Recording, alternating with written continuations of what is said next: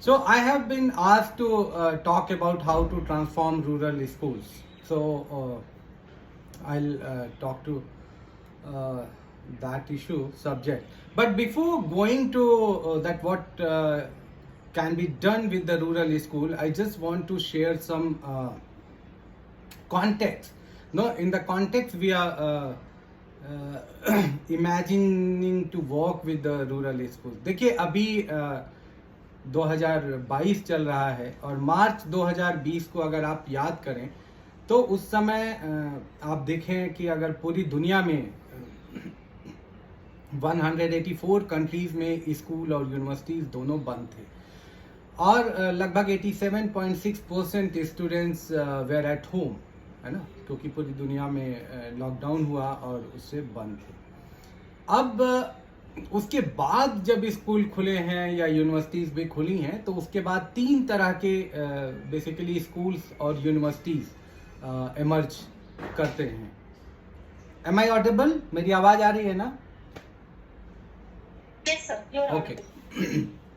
तो 3 तरह के जो स्कूल्स और यूनिवर्सिटीज़ इमर्ज कर रही हैं after this lockdown forced by कोविड-19।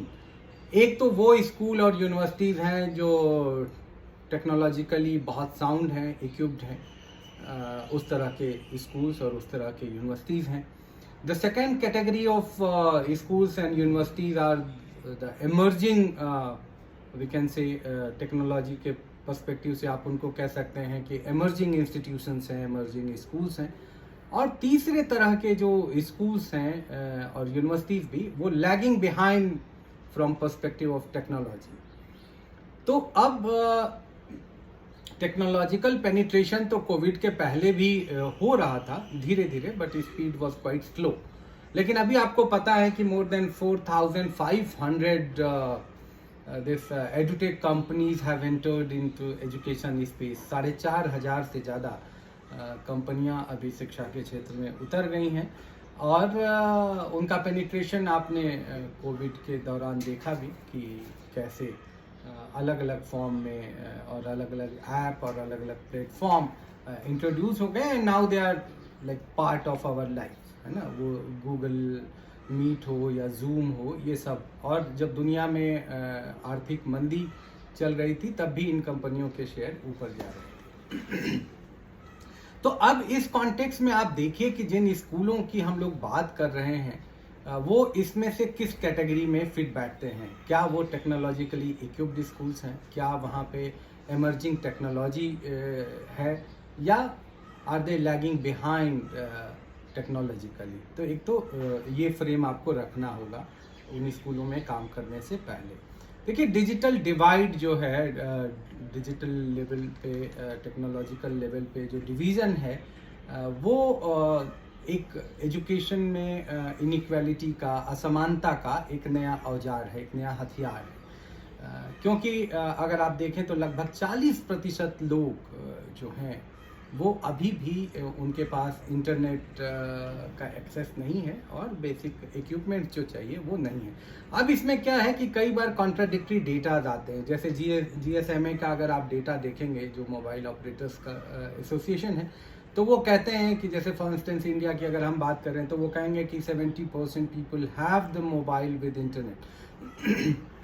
लेकिन आप लोग कानपुर में हैं तो आप कानपुर देहात, फतेहपुर, ललितपुर, हमीरपुर, इन इलाकों से भी आपकी वाकिफियत होगी, आप जानते होंगे। अगर आप देखें तो 70% लोगों के पास मोबाइल है, लेकिन उनका इंटरनेट यूज़ जो है वो on an average 15 minutes per day है। वो 200 का 250 का रिचार्ज इंटरनेट का लेते हैं जिसकी वैलिडिटी 24 दिन होती है और उसमें 10 से 15 मिनट पर डे का वो इंटरनेट यूज़ करते हैं, जिसमें वो इंटरटेनमेंट के लिए बेसिकली यूज़ करते हैं, क्योंकि एजुकेशन की कोई क्लास 15 मिनट की तो नहीं हो सकती है। अब दूसरा क्या है कि जिन स्कूलों की हम लोग बात कर रहे हैं, रूरल स्कूल, उनमें ट्रेडिशनल जो चैलेंजेस हैं वो तो है ही हैं। अब ट्रेडिशनल चैलेंजेस में मैं बहुत नहीं जा रहा हूँ कि उसकी बिल्डिंग, उसका इंफ्रास्ट्रक्चर, टीचर्स और उसको लेके जो परसेप्शन है वो सारा तो वहाँ पे मौजूदी चुनौतियाँ हैं। इसके अलावा अगर आप देखेंगे तो पिछले 2 दशक में प्राइवेटाइजेशन भी काफ़ी तेज़ी से बढ़ा है और अब कई राज्यों में, जिसमें उत्तराखंड और पंजाब भी शामिल हैं, उन राज्यों में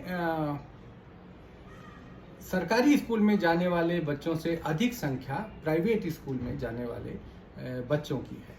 और अभी भी ओवरऑल अगर इंडिया के स्तर पे आप देखें तो 63% जो बच्चे हैं प्राइमरी सेक्शन में वो सरकारी स्कूल में जाते हैं और 37% जो हैं वो प्राइवेट स्कूल में जाते हैं। लेकिन अभी जो नए इनरोलमेंट्स हो रहे हैं वो ज़्यादातर प्राइवेट स्कूलों की तरफ है। कहीं कहीं ये भी हुआ है, खासतौर से कोविड के दौरान कि जब लोगों ने शिफ्ट किया एक जगह से दूसरे जगह पे, बहुत फेरबदल हुआ, लोगों की नौकरियां गई, तो उस दौरान एक ट्रेंड ये भी आया कई जगह कि सरकारी स्कूल में इनरोलमेंट बढ़ गया, प्राइवेट स्कूल से लोग सरकारी स्कूल में भी शिफ्ट किए। लेकिन अब वो कितना रिटेन करते हैं, कितना वो क्वालिटी की वजह से वहाँ गए हैं या इकोनॉमिक चैलेंजेस की वजह से गए हैं, ये देखना होगा। और उनका रिटेंशन कैसे रहता है ये भी एक देखने वाली बात होगी।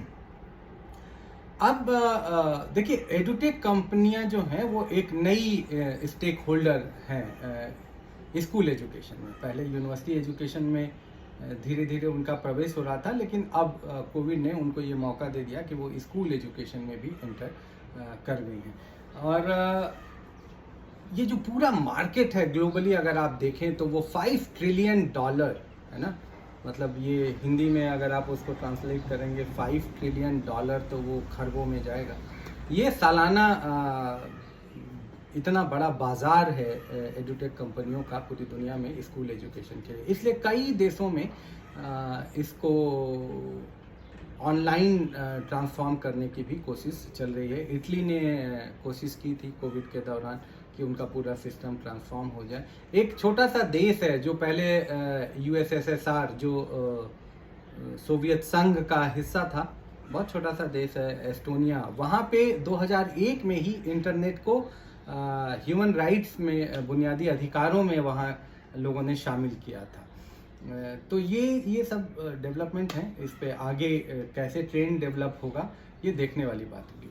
अब एक और बात जो है इसमें बात ये है कि जब कोविड हुआ और कोविड के बाद कहीं 15 महीने, कहीं 16 महीने, कहीं 18 महीने के बाद स्कूल खुले हैं, तो उसमें लर्निंग कैचअप का भी एक मामला आया। लर्निंग लॉस जो 18 महीने और 2 साल तक बच्चे स्कूल नहीं गए, तो उसकी वजह से कई सारी नई चीज़ें निकल के आ रही हैं। वो स्कूल एजुकेशन में भी आप देख सकते हैं, हायर एजुकेशन में भी देख सकते हैं। बहुत सारे बच्चे जो हैं वो ग्रेजुएशन के 3rd ईयर में सीधे आए हैं, 2 साल वो घर से क्लास ले रहे थे।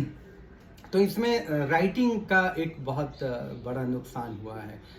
प्राइमरी लेवल पे भी अभी मैं गया था झारखंड के कई गाँव में और वहाँ पे देखा तो बच्चे वो भूल चुके हैं कि वो किस क्लास में थे और किस में जाना चाहिए। सही बात है, अब उसमें अगर वो 3rd में थे तो 18 महीने के बाद उनको किस क्लास में जाना चाहिए, क्योंकि एग्ज़ाम हुआ नहीं और वो आगे का पढ़े नहीं, पीछे का भूल गए। तो लर्निंग कैचअप का भी एक मामला है कि लर्निंग लॉस जो हुआ है उसको कंपनसेट कैसे किया जाए, है ना। बहुत जगह मुझे बताया ऑफिशियल्स ने कि नहीं हमारे यहाँ प्रोग्राम चला है, लेकिन ग्राउंड पे हमने देखा और भी राज्यों में देखा, लेकिन वहाँ पे ऐसा कुछ खास दिखा नहीं कि बहुत कंसंट्रेटेड एफर्ट हो जिसमें लर्निंग लॉस को कंपनसेट किया जाए। दूसरा, ड्रॉप आउट भी बढ़ा कोविड के दौरान, खासतौर से लड़कियों की ने स्कूल छोड़े। माइग्रेशन की वजह से भी स्कूल छोड़ा और इकोनॉमिक हार्डशिप की वजह से स्कूल छोड़ा। तो ये एक ओवरऑल कॉन्टेक्स्ट है जिसमें अब हमको स्कूलों को देखना है कि स्कूलों के साथ हम कैसे काम करेंगे। तो अब इसमें जो भी लोग स्कूलों के साथ काम करना चाहते हैं, स्कूलों को ट्रांसफॉर्म करना चाहते हैं, उनको एक और चीज़ याद रखनी चाहिए। क्योंकि हम लोग यूपी के कॉन्टेक्स्ट में बात कर रहे हैं, तो यूपी में आप लोगों को याद होगा कि 2015-16 की बात है, उसमें एक पहले शुरुआत हुई कि क्या हुआ कि ये शिक्षा विभाग ने एक सर्वे कराया और उस सर्वे में ये निकल के आया कि बच्चे स्कूल छोड़ रहे हैं तेज़ी से। प्राइमरी स्कूल छोड़ रहे हैं, मिडिल स्कूल छोड़ रहे हैं। तो ये जानने की कोशिश की गई कि क्यों छोड़ रहे हैं, तो उसमें एक बहुत प्रोमिनेंट फैक्टर निकल के आया कि इंग्लिश मीडियम नहीं होने की वजह से बच्चे प्राइवेट स्कूलों में जा रहे हैं। तो 2015-16 में फिर एक्सपेरिमेंटल बेसिस पे 2-2 स्कूल हर एक ज़िले में पहले शुरू किए गए, फिर उसका नंबर बढ़ गया। अभी भी वो स्कूल चलते हैं। अब करीब पूरे प्रदेश में 5000 से ज़्यादा ऐसे स्कूल हैं जो शिक्षा विभाग के उत्तर प्रदेश में जो इंग्लिश मीडियम स्कूल चलते हैं। तो जब ये इनिशिएटिव शुरू हुआ तो एक बड़ी संख्या में बच्चे प्राइवेट स्कूलों से सरकारी स्कूलों में वापस आए। 2015, 16, 17, 18 के दौर में बहुत सारे बच्चे वापस सरकारी स्कूलों में आए क्योंकि इंग्लिश मीडियम यहाँ पे खुल रहे थे और इनरोलमेंट फिर से एक बार सरकारी स्कूलों में काफ़ी बढ़ गया। और टेक्नोलॉजी को भी लेके उत्तर प्रदेश में मिडिल स्कूल और प्राइमरी स्कूल में काम करने वाले हजारों शिक्षक हैं जो अपने एफर्ट से और कुछ विभाग के सहयोग से उन लोगों ने टेक्नोलॉजी को भी लेके थोड़ा इनोवेशन किया, अपने स्कूलों को इक्विप किया, बच्चों को ओरिएंट कर रहे हैं, ट्रेन कर रहे हैं। तो उससे भी बच्चों में एक मोटिवेशन आया और एनरोलमेंट बढ़ा। तो ये 2 कंपोनेंट भी आपको याद रखना है कि जो इंग्लिश है वो एक पेरेंटल एस्पिरेशन है कि हमारा बच्चा अंग्रेजी पढ़े और उसकी वजह से बच्चे वापस आए सरकारी स्कूलों में। अब चूंकि समय हम लोगों के पास 18 मिनट और बचा हुआ है जिसमें मुझे अपनी बात ख़त्म करनी है, तो अब हम सीधे इस पे आ जाते हैं कि व्हाट कैन बी डन, कि इसमें क्या किया जा सकता है, स्कूलों को सुधार के में या उनको ट्रांसफॉर्म करने में क्या किया जा सकता है, ग्रामीण स्तर पे, गांव के स्तर पे क्या किया जा सकता है। देखिए, एक तो ये ज़रूरी होगा कि आप प्लान बनाएं, है ना। कहा जाता है कि अगर आपके पास कोई प्लान नहीं है, किसी चीज़ पे आप काम कर रहे हैं, अगर आपके पास प्लान नहीं, if you don't have a plan you are planning to fail. तो वो एक प्लान आपको बनाना होगा, स्कूल बेस्ड प्लान, कि जो भी स्कूल आप चुने, चाहे आप कानपुर में चुने, कानपुर देहात में चुने या हमीरपुर में चुने, फतेहपुर में चुने, जहाँ भी चुने, एक उस स्कूल बेस्ड प्लान आपको बनाना होगा। और स्कूल बेस्ड प्लान के क्या कंपोनेंट्स होंगे, मुझे लगता है कि शुरुआत में आपको इसको बहुत ज़्यादा कॉम्प्लिकेटेड नहीं बनाना चाहिए और आप 4-5 चीज़ों में से देख लें कि किस किस चीज़ पे काम करना है और उन पे आप काम शुरू कर सकते हैं। जैसे पहला है कि एक एकेडमिक ऑडिट और टीचिंग लर्निंग प्रोसेस। क्या होता है कि बहुत सारे प्रोजेक्ट शुरू हो जाते हैं लेकिन कोई एकेडमिक ऑडिट नहीं होता है। एकेडमिक ऑडिट का मतलब ये है कि भाई बच्चे क्या नहीं जानते हैं या क्या वहाँ पे बैरियर्स हैं, है ना, पेडागोजिकल बैरियर्स हैं कि क्लासरूम मैनेजमेंट में कोई इशू है या टीचर्स के कम्युनिकेशन में कोई इशू है। तो आपको बैरियर्स पहले आइडेंटिफाई करना है कि एकेडमिक ऑडिट के जरिए कि बैरियर्स क्या हैं। जैसे अब देखिए, इसमें भी एक बड़ा कैची मामला आता है। अब क्या होता है कि कई बार ऐसा भी आता है कि टीचर ऑफिशियली प्रेजेंट होते हैं, ठीक है, टीचर ऑफिशियली तो प्रेजेंट है, ऑन ड्यूटी हैं, बट दूसरे कामों की वजह से they might not be available for students in the class. भाई एक ही शिक्षक हैं और उनको एक क्लास भी पढ़ानी है और एक जगह मीटिंग में भी जाना है और कुछ और भी दूसरे काम है तो उसमें भी जाना है, तो वो फिजिकली 2 जगह तो नहीं रह सकते। तो वो ऑफिशियली तो प्रेजेंट हैं, तो वो डेटा ये बताता है कि ऑफिशियली ये प्रेजेंट है, बट बच्चों के लिए वो अवेलेबल नहीं है। तो इससे भी लर्निंग में काफ़ी फ़र्क पड़ जाता है। तो एक तो ये देखने वाली बात होगी कि बैरियर्स क्या क्या हैं। तो उस स्कूल की जब आप प्लानिंग करेंगे, जब आप एकेडमिक ऑडिट करेंगे, तो आप इस चीज़ को भी देखें कि क्या क्या बैरियर्स हैं पढ़ाई को लेकर। दूसरा जो इसमें है सेकंड पॉइंट, आपको स्कूल कम्युनिटी लिंकेजेस देखना चाहिए। देखिए क्या हुआ है, पिछले कुछ सालों में एक और बात हो गई कि हमने बच्चे को स्कूल भेज दिया और हम निश्चिंत हो गए कि अब जो भी करेगा वो स्कूल करेगा। ऐसा होता नहीं है। मतलब आमतौर पे ऐसा नहीं होता है, और इसीलिए सोशल कैपिटल, जो लोग सोशियोलॉजी पढ़े हैं वो जानते हैं कि सोशल कैपिटल का भी एक रोल होता है शिक्षा में। देखिए, अब स्कूल में ऑन एन एवरेज जो पढ़ाई होती है वो अगर 7 घंटे भी विद्यालय चलता है तो ऑन एन एवरेज जो एक्चुअल पढ़ाई होगी वो 3 घंटे 4 घंटे होगी। ऐसी स्थिति में जब सभी शिक्षक मौजूद हैं और पूरी क्लासेस चल रही हैं और स्कूल पूरे 180 दिन चल रहे हैं। हालांकि 180 दिन स्कूल चलना भी अपने आप में एक मुश्किल होता है। कई बार अलग अलग कारणों से स्कूल बंद रहते हैं, बाढ़ की वजह से भी बंद रहते हैं, गर्मी की वजह से भी बंद रहते हैं, बारिश की वजह से भी बंद रहते हैं।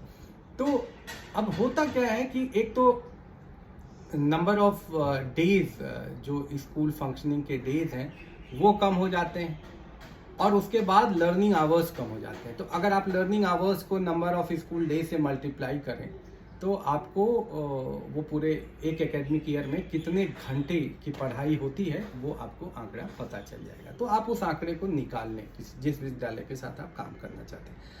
अब देखिए क्या है कि हमारा अभी तक का जो पूरा अप्रोच होता है ना वो क्या है, इनपुट बेस्ड होता है। स्कूल बेस्ड इनपुट हम देते हैं। हम मिड डे मील, हम ब्रेकफास्ट, हम यूनिफॉर्म, हम टेक्स्ट बुक, हम लाइब्रेरी बुक्स, टीचर ट्रेनिंग, ये सारा इनपुट हमारा स्कूल बेस्ड इनपुट में आता है।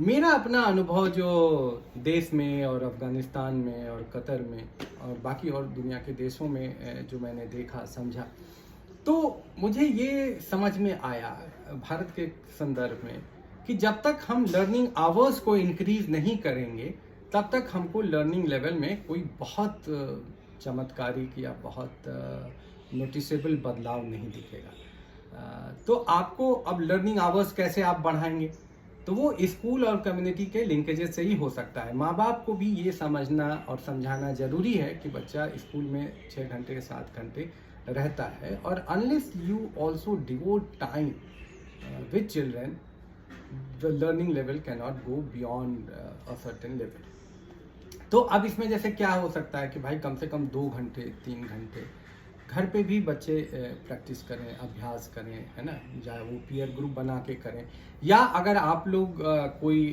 उसको प्रोजेक्ट मोड में करना चाहते हैं तो मैंने ये ट्रायल किया था, अफगानिस्तान में भी किया और दिल्ली में भी किया, गुजरात में भी किया, लर्निंग कैंप लगा के कि अगर आप समर में 1.5 महीने 2 महीने का लर्निंग कैंप लगाते हैं और उसमें जो हार्ड स्पॉट्स हैं 3वीं 4वीं 5वीं के उनको आइडेंटिफाई करके करिकुलम बनाते हैं और उस पर काम करते हैं आप 3 घंटे गर्मी की छुट्टियों में, और पेरेंट्स भी उसके लिए तैयार रहते हैं, तो उससे क्या होगा कि एक तो आपके लर्निंग आवर्स बढ़ गए क्योंकि गर्मी की छुट्टियों का आपने उपयोग कर लिया, और दूसरे कंसंट्रेटेड एफर्ट लगाए गए, तो इससे लर्निंग लेवल में काफ़ी इजाफा देखा जा सकता है। तो इस तरह की स्ट्रेटजी अपनानी होगी जिसमें लर्निंग आवर्स बढ़े, पढ़ने के पढ़ाई के घंटे बढ़ें। वो स्कूल के भीतर संभव नहीं है, स्कूल चूँकि शासन ने जितना एक प्रिस्क्राइब किया है वो तो है ही है। अब स्कूल के बाहर कैसे समुदाय के सहयोग से लर्निंग आवर्स बढ़ सकते हैं, इस पे काम करना होगा। तीसरी जो बात है वो है स्कूल क्लासरूम एनवायरनमेंट। देखिए, देखने में स्कूल जैसे लगने चाहिए, है ना, पीले रंग की स्कूल बिल्डिंग है या नीले रंग की स्कूल बिल्डिंग है, लेकिन स्कूल में कुछ आकर्षक होना चाहिए। ऐसा आकर्षण होना चाहिए कि बच्चे वहाँ से जब छुट्टी हो तो दौड़ के भागे नहीं, वो अगले दिन का इंतज़ार करें कि फिर कल मुझे यहाँ पे आना है।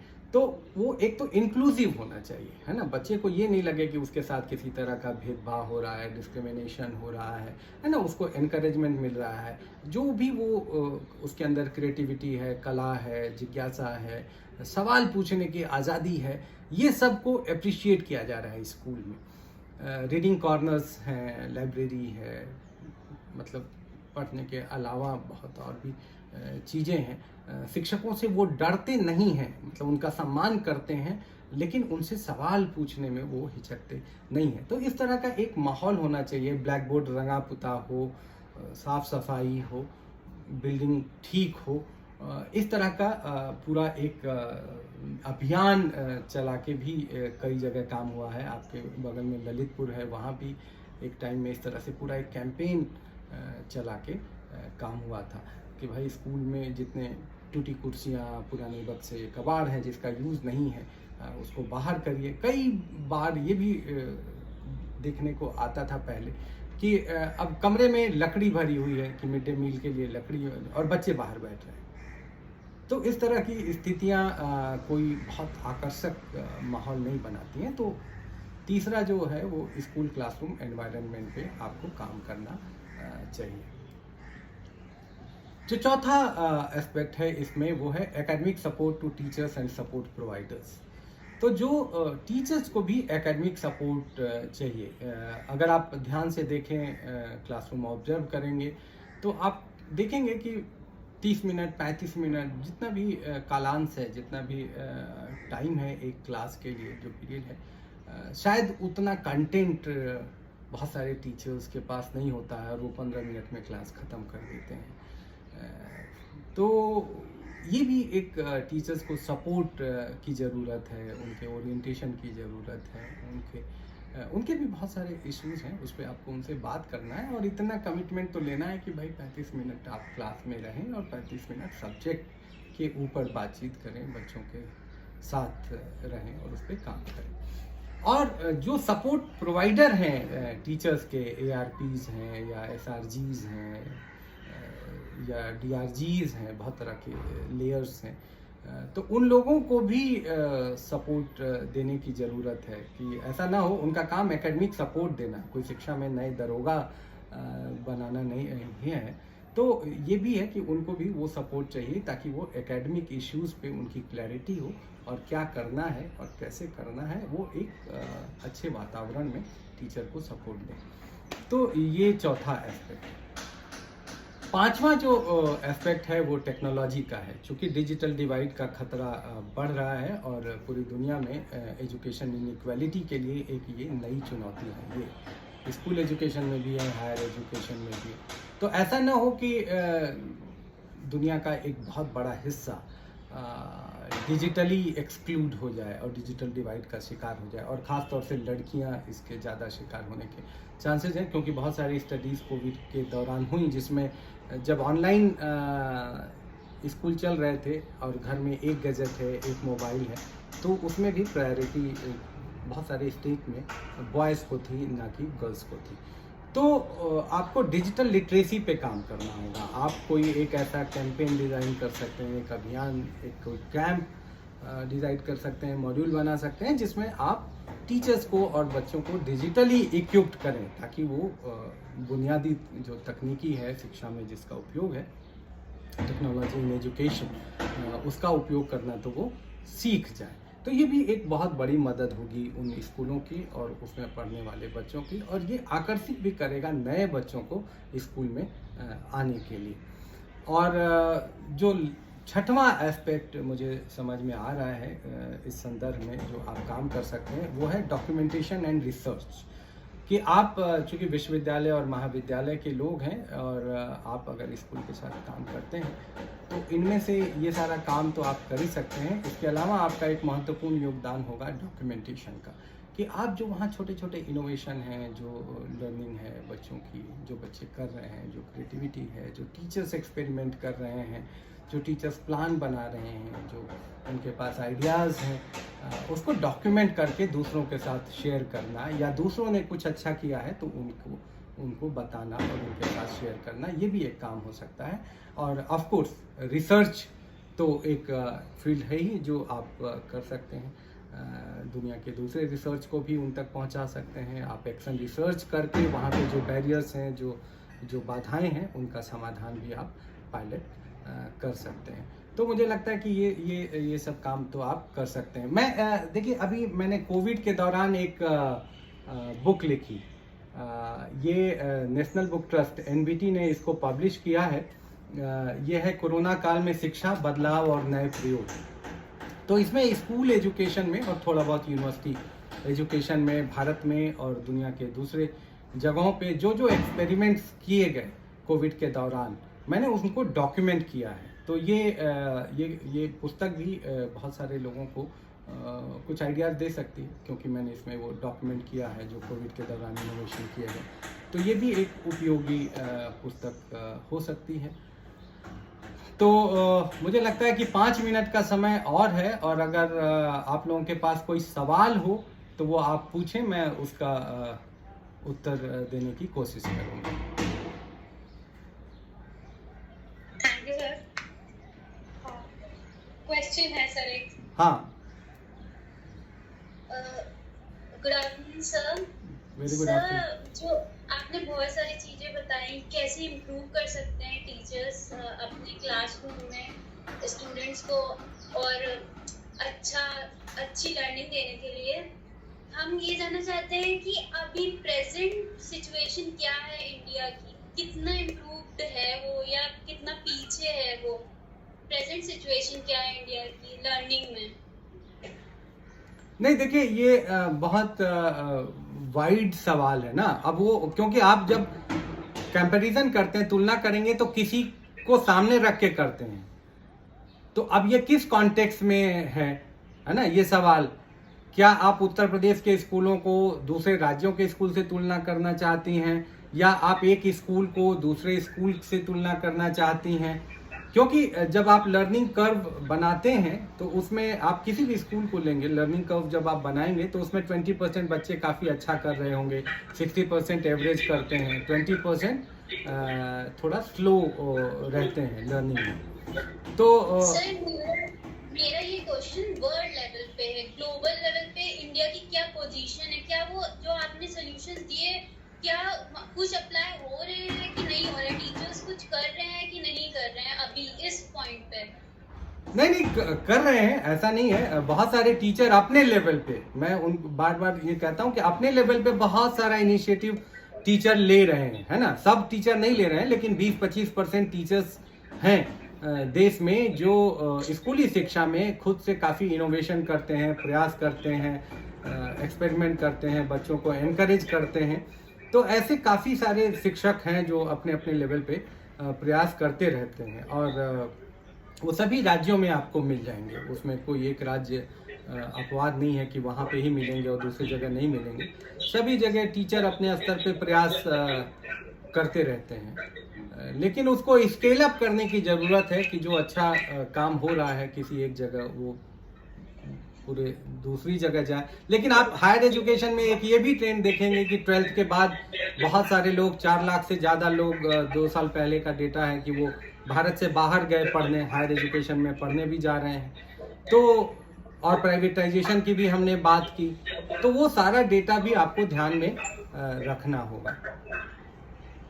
सर, एक क्वेश्चन और है। जी sir, good afternoon. Very good afternoon. Sir, एक क्वेश्चन है कि वन हैंड पे हम लोग बात कर रहे हैं कि ड्यू टू डिजिटलाइजेशन बहुत सारी प्रॉब्लम्स आ रही है in young minds of our nation, कि वो अपना टाइम वेस्ट कर रहे हैं, डाइवर्ट हो रहे हैं from their work, from their study, और on the other hand we are focusing our discussion on education. भाई कीप इट आवर हमें करना होगा, हमें डिस्लेक्शन में बढ़ना होगा। तो ये दोनों ही चीज़ें कॉन्ट्राडिक्टरी हैं। So how we can cope up with that कि हमारी यंग माइंड्स को भी हम एजुकेशन के लिए प्रमोट करें कि डिस्लेक्शन के, और साथ ही साथ वो अवे भी रहे साइड इफेक्ट्स ऑफ जो हमारे डिस्लेक्शन। Thank you. थैंक यू, बहुत इंटरेस्टिंग सवाल है। देखिए ये इस पे मैंने काफ़ी लिखा है, मतलब इंग्लिश में, हिंदी में, इस किताब में भी लिखा है, यूट्यूब भी स्कूल ऑफ ओपन आइडियाज़ पे उस पर भी बात की है। देखिए इसमें क्या है कि बच्चे आज जो यंग जनरेशन है, जो ग्रेजुएशन में है या जो अभी स्कूल में है, उनका कॉन्टेक्स्ट बिल्कुल अलग है, और अब वो इंटरनेट और मोबाइल से अलग उनके जीवन के बारे में आप कोई कल्पना नहीं कर सकते, क्योंकि उनकी दुनिया का वो एक अनिवार्य हिस्सा है।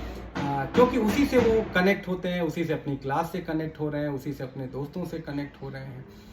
और पहले में क्या था कि एक घर में एक टीवी था, एक चित्रहार आता था, पूरा परिवार बैठ के देखता था, तो पेरेंट्स उसको कंट्रोल करते थे, टीवी का टाइमिंग और टीवी का फुटेज। आज वो अब आप कंट्रोल नहीं कर सकते हैं। आप ओरिएंट कर सकते हैं बच्चों को कि वो कैसे उससे बेनिफिट लें, है ना। और उसको लेके बहुत सारी चिंताएं भी हैं, जैसे इंटरनेट सेफ्टी सिक्योरिटी पे बहुत काम होना बाकी है। छोटे छोटे बच्चे के पास मोबाइल है, क्योंकि हमारे देश में जो मोबाइल है वो एक ही मोबाइल एडल्ट और बच्चे सबके लिए होता है। तो उसमें कोई ऐसा पैकेजिंग नहीं है कि अच्छा ये बिलो 12 ईयर्स के लिए ये मोबाइल है और इसमें इस तरह के प्रोग्राम सेंसर्ड हैं, और इंटरनेट के जरिए आप कहीं भी पहुंच सकते हैं। तो इंटरनेट सेफ्टी सिक्योरिटी को लेके बहुत काम करने की ज़रूरत है। बच्चों को एक डेडिकेटेड टाइम में मोबाइल छोड़ने के लिए आप कन्विंस कर सकते हैं। उनका टाइम टेबल एक ऐसा हो जिसमें वो मैं उसको कहता हूँ डिजिटल फास्टिंग। इस पे यूट्यूब पे भी है मेरा तो डिजिटल फास्टिंग जैसे बहुत ज़रूरी है कि पूरा परिवार एक साथ समय बिताए, तो जिसमें माँ बाप भी अपना मोबाइल छोड़ दें, बच्चे भी छोड़ दें। आप संडे तय कर लें कि संडे को फर्स्ट हाफ में या 2 बजे तक या 5 बजे तक कोई मोबाइल इंटरनेट यूज़ नहीं करेगा, क्योंकि जीवन में बहुत सारे और काम हैं जो बिना इंटरनेट के भी हो सकते हैं। क्रिएटिव काम हो सकते हैं, ड्राइंग, पेंटिंग, कविता, कहानी, घूमना, सफ़र। तो ये सब क्या है, पेरेंटल बॉन्डिंग भी बनाएंगे। तो वो जो एक समस्या आती है ना कि व्यवहार में कि बच्चे जब बड़े हो जा रहे हैं और वो अपने पेरेंट्स की उपेक्षा करने लग रहे हैं, वो सब भी इसीलिए हो रहा है क्योंकि हमारी बॉन्डिंग नहीं हो रही। हम कुछ साथ साथ काम ही नहीं कर रहे हैं। हम इंस्ट्रक्शन देते हैं बच्चों को, और या तो उनको हमने पैसा दे दिया, उन्होंने अपना वाईफाई, इंटरनेट जो भी है उससे वो जुड़े हुए हैं, अपनी दुनिया में मगन है। तो जब हम साथ बैठेंगे, साथ कुछ काम करेंगे, तो उससे वो इम्प्रूव होगा। तो डिजिटल फास्टिंग घर में और स्कूल में करना चाहिए। यूके के कुछ स्कूलों में ये हो रहा है। वहाँ के स्कूलों में एक दिन हफ्ते में वो लोग करते हैं जिसमें कोई गैजेट्स यूज़ नहीं होता है। तो इस तरह का प्रयोग चल रहा है। मुझे लगता है कि उनसे सीखना चाहिए। Thank you so much sir. किसी और को कोई सवाल पूछना है? सर कोई क्वेश्चन नहीं है अभी। Thank you so much sir. आप लोग सर के आइडियाज यूट्यूब पे भी सुन सकते हैं। इनका एक चैनल है school of open ideas. School of open ideas पे आप जाएंगे तो आपको वहाँ पे वेबसाइट है और यूट्यूब चैनल भी है, तो उस पर आपको बहुत सारे वीडियोस भी मिलेंगे। ठीक है, thank you so much. Thank you Anshu and all for listening me and giving me this opportunity to interact with you all. आप सभी का